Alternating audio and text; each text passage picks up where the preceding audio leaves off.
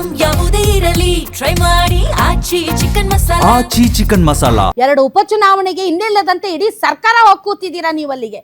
ದಾವಣಗೆರೆ ದಕ್ಷಿಣ ಬಾಗಲಕೋಟೆಗೆ ಇಡೀ ಸರ್ಕಾರ ಮತ್ತು ಸಚಿವರು ಹೋಗಿ ಕೂತಿದ್ದೀರಿ.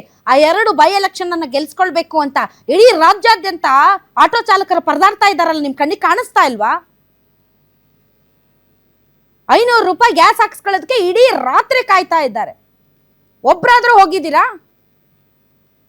ಅದು ರೇಟ್ ಜಾಸ್ತಿ ಆಯ್ತು, ಇದು ರೇಟ್ ಜಾಸ್ತಿ ಆಯ್ತು ಅಂತ ದಿನ ಬೆಳಗಾದ್ರೆ ಪ್ರತಿಭಟನೆ ಮಾಡ್ತಿರಲ್ಲ ನೀವು. ಬಿಜೆಪಿ ಅವರು ಆಟೋ ಚಾಲಕರ ಬಗ್ಗೆ ಮಾತಾಡ್ತೀರಾ ನೀವು?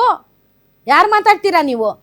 ಬರೀ ಎಲೆಕ್ಷನ್ಗೆ ರಾಜಕೀಯ ಗಿಮಿಕ್ಗೋಸ್ಕರ ಪ್ರೊಟೆಸ್ಟ್ ಮಾಡಿಕೊಂಡು ಬೇಕಾಗಿದ್ದ ವಿಷಯಗಳನ್ನು ಆಯ್ಕೆ ಮಾಡಿಕೊಂಡು ಬೇಡ ಆಗಿರುವಂಥವ್ರದನ್ನ ಬಿಟ್ಟು ಒಬ್ರು ಬರಲ್ಲ. ಆಟೋ ಚಾಲಕರು ನೀವು ಅರ್ಥ ಮಾಡ್ಕೊಳ್ಳಿ, ಒಬ್ರು ಬರಲ್ಲ ನಿಮ್ಮ ಪರಿಸ್ಥಿತಿನ, ನಿಮ್ಮ ಸಮಸ್ಯೆಯನ್ನ ಬಗೆಹರಿಸೋದಕ್ಕೆ. ಇವ್ರಿಗೆ ಬೇಕಾಗಿರೋದು ಎಲೆಕ್ಷನ್ನಲ್ಲಿ ಗೆಲ್ಲೋದು ಮಾತ್ರ. ನಿಜವಾದ ಚಾಲಕರ ಪರಿಸ್ಥಿತಿ ಯಾರಿಗೂ ಬೇಕಾಗಿಲ್ಲ. 1 ವಾರ ಆಟೋಗಳಿಗೆ ಗ್ಯಾಸ್ ಇಲ್ದಂಗೆ ರಾಯಚೂರಿನಲ್ಲಿ ಮನೇಲಿ ಕೂತಿದ್ದಾರೆ ಆಟೋ ಡ್ರೈವರ್ಸು.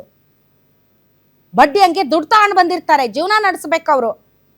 ಲಾಕ್ಡೌನ್ ಅಂತ ಪರಿಸ್ಥಿತಿ ಇಲ್ಲ ಅಂತ ಹೇಳ್ತಿದ್ದೀರಲ್ಲ, ಹಾಗಾದ್ರೆ ಆಟೋ ಚಾಲಕರಿಗೆ ಎಂತ ಪರಿಸ್ಥಿತಿ ಇದು? ಗ್ಯಾಸ್ ಸಿಗದೆ ಮನೇಲಿ ಕೂತಿದಾರಲ್ಲ, ಅವ್ರ ಹೆಂಡತಿ ಮಕ್ಕಳು ಹೊಟ್ಟೆಗೆ ಏನ್ ತಿನ್ಬೇಕು? ಸ್ಕೂಲ್ ಫೀಸ್ಗಳು ಕಟ್ಟಬೇಕು, ಹೊಸ ಶೈಕ್ಷಣಿಕ ವರ್ಷ ಆರಂಭ ಆಗ್ತಾ ಇದೆ, ಎಲ್ಲಿಂದ ತರಬೇಕು ಅವ್ರ ದುಡ್ಡು? ಲಾಕ್ಡೌನ್ ಅಂತ ಪರಿಸ್ಥಿತಿ ಇಲ್ಲ ಅಂತಂದ ಮೇಲೆ ನಮ್ಮ ಆಟೋ ಚಾಲಕರ ಪರಿಸ್ಥಿತಿ ಹೀಗಾಗಿದೆಯಲ್ಲ, ಇದನ್ನ ಲಾಕ್ಡೌನ್ಗಿಂತ ಕಡಿಮೆನಾ ಜಾಸ್ತಿನಾ? ದಿನ ದುಡಿದ್ರೇನೆ ಅವ್ರ ಜೀವನ ನಡೆಯೋದು. ಆಟೋಗಳು ರೋಡ್ಗಿಲ್ದ್ರೇನೆ ಅವ್ರ ಜೀವನ ನಡೆಯೋದು. ಮನೇಲಿ ಕೂತ್ರೆ ಅವ್ರ ಜೀವನ ನಡೆಯಲ್ಲ. ಯಾರು ತಲೆ ಕೆಡ್ಸ್ಕೊಳ್ಳಲ್ಲ. ಅವ್ರು ಯಾರೋ ಹೇಳ್ತಾ ಇದ್ರು ನಾವೇನು ಸತ್ತೋಗ್ಬೇಕಾ ಅಂತ. ನಿಮ್ಗೇನಾದ್ರೂ ಕೂಡ ಯಾರು ಕಣ್ಣೀರು ಹಾಕೋರು ಇಲ್ಲ ಇಲ್ಲಿ. ಅಂತ ಪರಿಸ್ಥಿತಿ ನಿಮ್ದು ಆಟೋ ಚಾಲಕರದು. ದೇವರೇ ಕಾಪಾಡಬೇಕು ನಿಮ್ಮನ್ನ.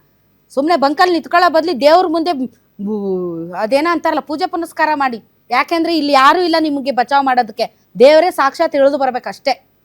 ಇಡೀ 1 ವಾರದಿಂದ ಒಬ್ಬರಾದ್ರೂ ಯಾವುದೇ ಪಕ್ಷದವರಾಗ್ಲಿ ನಿಂತು ಮಾತಾಡೋರ್ ಗತಿ ಇಲ್ಲ.